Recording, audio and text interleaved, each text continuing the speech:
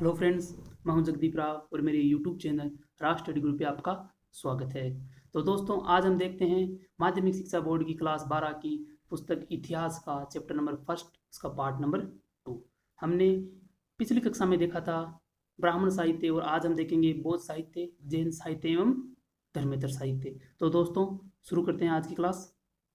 तो दोस्तों, बौद्ध साहित्य भगवान गौतम गौतम बुद्ध द्वारा बौद्ध धर्म की स्थापना की गई थी, उससे संबंधित जानकारियां बौद्ध साहित्य में मिलती हैं और यह इतिहास को जानने के लिए महत्वपूर्ण साहित्य है या महत्वपूर्ण ग्रंथ हैं। तो आओ जानते हैं।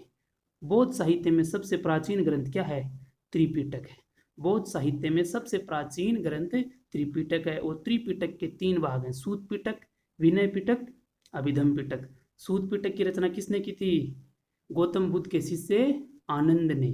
और विनय पिटक की उपाली ने। और अभिधम पिटक की रचना की थी मौर्य सम्राट अशोक के काल में मोगली पुत्तिस ने की थी अभिधम पिटक की रचना।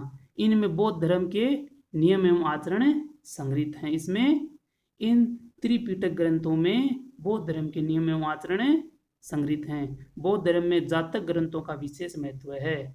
और ये जातक ग्रंथ क्या हैं? जातक ग्रंथों में गौतम बुद्ध के पूर्व जन्म की कथाओं का वर्णन मिलता है। अर्थात जातक ग्रंथों में बौद्ध धर्म के गौतम बुद्ध के पूर्व जन्म की कथाओं की जानकारी मिलती है।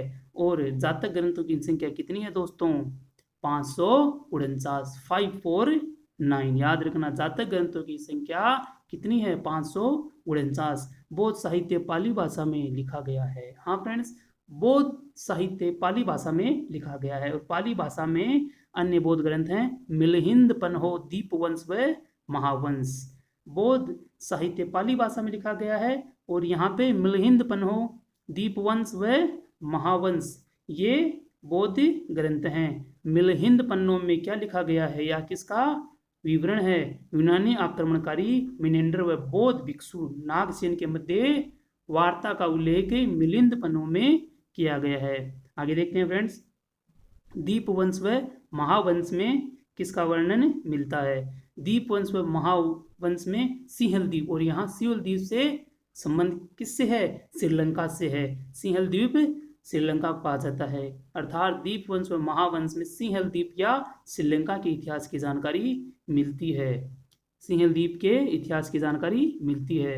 कई बौद्ध ग्रंथ संस्कृत भाषा में हैं। हाँ फ्रेंड्स, बौद्ध साहित्य पाली भाषा के अलावा संस्कृत भाषा में भी लिखा गया है, जिसमें देखो महावस्तु ग्रंथ, ललित विस्तार, बुद्ध चरित्र व शोधरानंद, ये ग्रंथ संस्कृत भाषा में लिखे गए हैं। महावस्तु ग्रंथ में गौतम बुद्ध के जीवन चरित्र को दर्शाया गया है। या महावस्तु ग्रंथ की विषय वस्तु क्या है? गौतम बुद्ध के जीवन चरित्र या गौतम बुद्ध का जीवन चरित्र। आगे देखते हैं। ललित विस्तार में गौतम बुद्ध को देवीय शक्ति के रूप में दर्शाया गया है। हाँ फ्रेंड्स, बौद्ध साहित्य के संस्कृत भाषा में लिखा गया ग्रंथ ललित विस्तार में गौतम बुद्ध को देवीय शक्ति के रूप में दर्शाया गया है।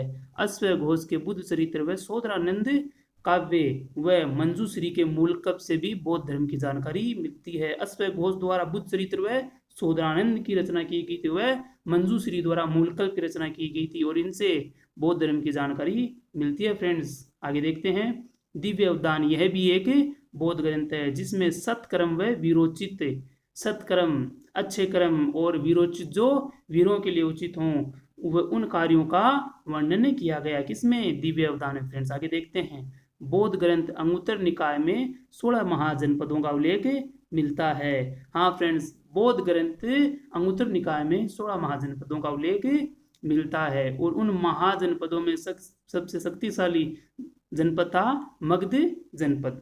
आगे देखते हैं फ्रेंड्स। जैन साहित्य। दोस्तों क्या देखते हैं? जैन साहित्य।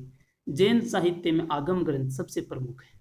जैन साहित्य में आगम ग्रंथ प्रमुख है और बौद्ध साहित्य में त्रिपिटक का महत्वपूर्ण स्थान था और यहाँ पे आगम ग्रंथों का स्थान महत्वपूर्ण है। आगम ग्रंथ में 12 अंग, 12 उपांग, 10 प्रकीर्ण, 6 सेध सूत्र और 1 नंदी सूत्र, 1 अनुयोग द्वार और 4 मूल सूत्र शामिल है। हाँ फ्रेंड्स, आगम ग्रंथ में 12 अंग हैं, 12 उपांग हैं, 10 प्रकीर्ण है, 6 छेद सूत्र हैं, 1 नंदी सूत्र है, 1 अनुयोग द्वार है, वह 4 मूल सूत्र शामिल है।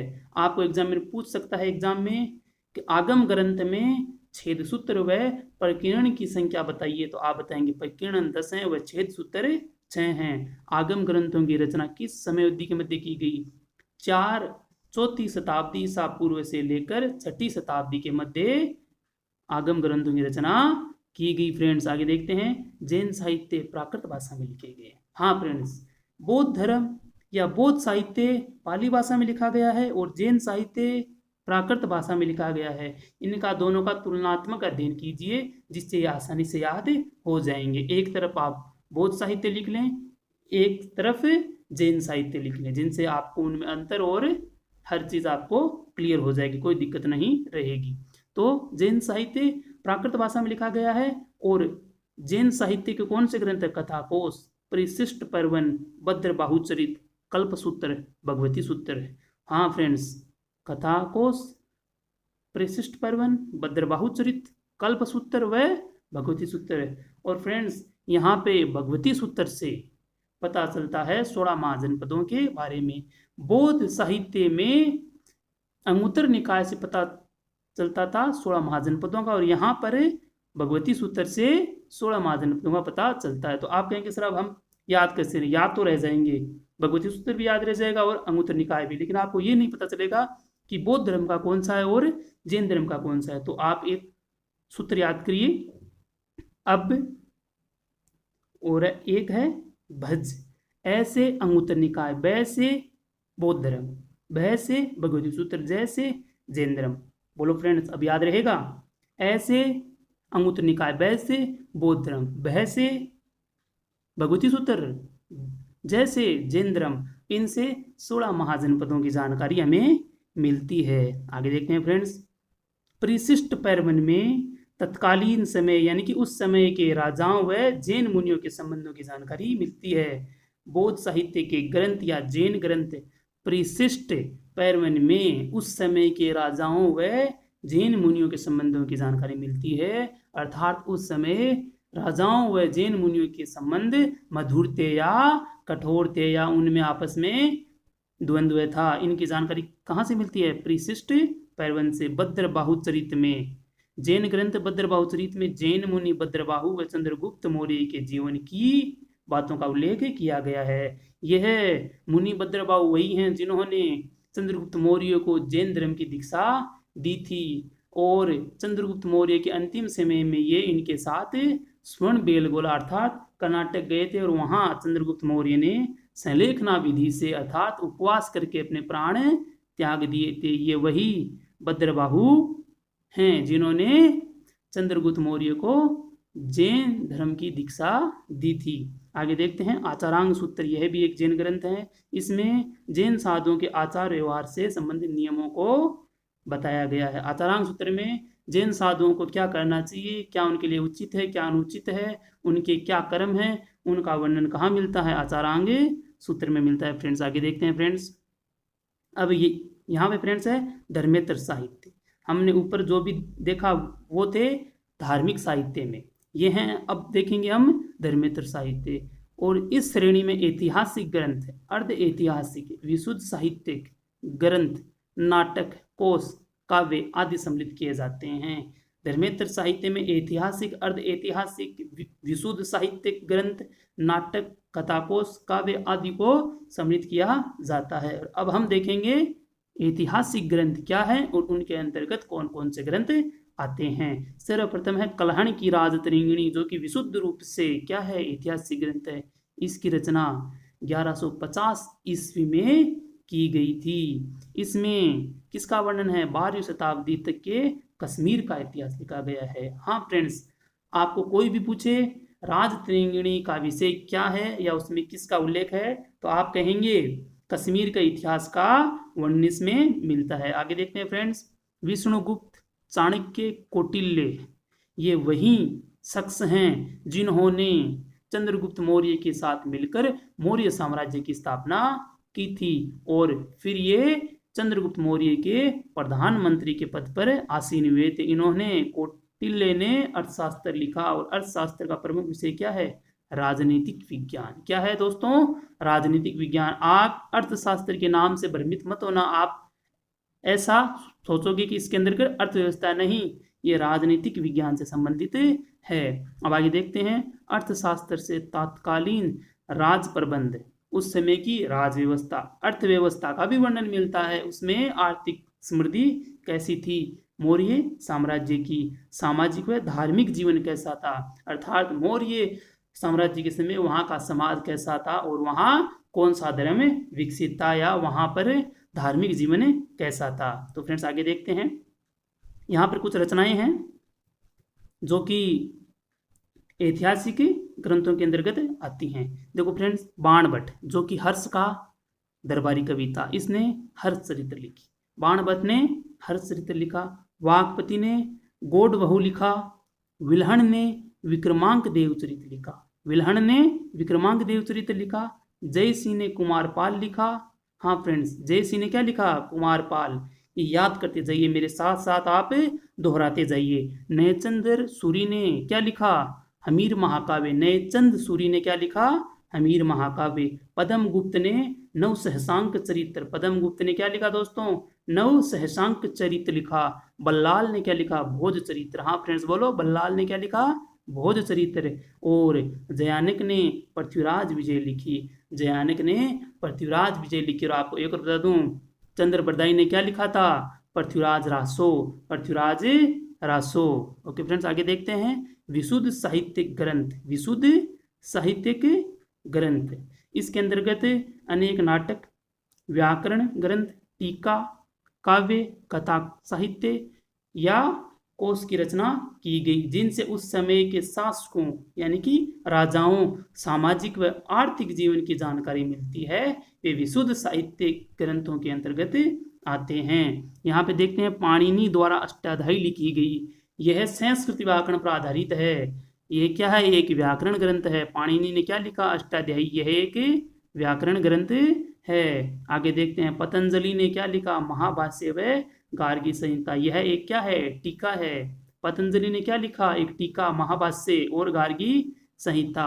कालिदास, कालिदास को भारत का शेक्सपियर किसे कहा जाता है? कालिदास को भारत का शेक्सपियर किसे कहा जाता है? कालिदास को। इन्होंने अपने समय में अनेक ग्रंथों, अनेक नाटकों, अनेक महाकाव्यों की रचना की। वह सभी अपने काल के सबसे प्रसिद्ध माने जाते हैं। तो देखते हैं फ्रेंड, कालिदास ने किसकी रचना की? वाल्मीकाग्निमित्र। यह एक नाटक है। क्या है? वाल्मीकाग्निमित्र एक नाटक है। और विशाखदत्त ने क्या लिखा? मुद्रा राक्षस। यह भी एक नाटक है।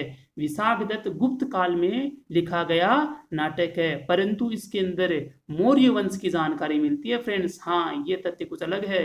इसकी रचना तो गुप्त काल में की गई, लेकिन इसमें जानकारी किसकी है? उल्लेख किसका है फ्रेंड्स? इसके अंदर मौर्य साम्राज्य का उल्लेख है। और इसमें विशाखदत्त ने चंद्रगुप्त मौर्य को निम्न कुल का बताया है। निम्न कुल का बताया है। आगे देखते हैं, शूद्रक ने क्या लिखा? मर्चकटिकम। हाँ भाई, शूद्रक ने क्या लिखा? मर्चकटिकम। यह भी एक नाटक के अंतर्गत आता है। और आगे देखते हैं फ्रेंड्स, विज्ञानेश्वर ने क्या लिखी? मिताक्षरा। विज्ञानेश्वर ने क्या लिखी? मिताक्षरा। और कामंदक ने एक ग्रंथ लिखा, नीतिसार। कामंदक ने एक ग्रंथ लिखा, नीतिसार। अब आगे देखते हैं फ्रेंड्स, कथा साहित्य एवं कोश साहित्य के अंतर्गत कौन कौन से ग्रंथ आते हैं। तो फ्रेंड्स देखते हैं, यहाँ पे लिखा, गुणाढ्य ने क्या लिखा फ्रेंड्स? कथा मंजरी। गुणाढ्य ने क्या लिखा? कथा मंजरी। और क्षमेंद्र ने क्या लिखा? वृहत कथा मंजरी। तो आप इनसे भ्रमित ना में, गुणाढ्य ने कथा मंजरी लिखा और क्षमेंद्र ने क्या लिखा? वृहत कथा मंजरी। उससे भी बड़ा सोमदेव ने क्या लिखा?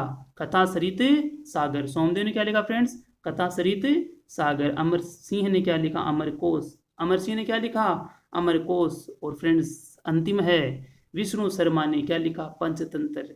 और पंचतंत्र एक ऐसी पुस्तक है जिसका बाइबल के बाद सर्वाधिक भाषाओं में अनुवाद किया गया है। 50 से भी अधिक भाषाओं में पंचतंत्र का अनुवाद किया गया है। पूरे विश्व में बाइबल को सबसे ज़्यादा भाषाओं में अनुवादित किया गया है। उसके पश्चात अगर कोई पुस्तक या ग्रंथ है तो वह है पंचतंत्र, जिसे 50 से भी अधिक भाषा में अनुवादित किया गया है। तो फ्रेंड्स आज हमने देखा क्या, बौद्ध साहित्य, जैन साहित्य एवं धर्मेतर साहित्य। अगर इनसे संबंधित कोई क्वेश्चन हो तो आप कमेंट करें। अगर आपको ये सामग्री पसंद आई है तो आप चैनल को लाइक करें एंड सब्सक्राइब करें और शेयर करें। जय हिंद, जय भारत। घर पे रहें और सुरक्षित रहें। Okay friends.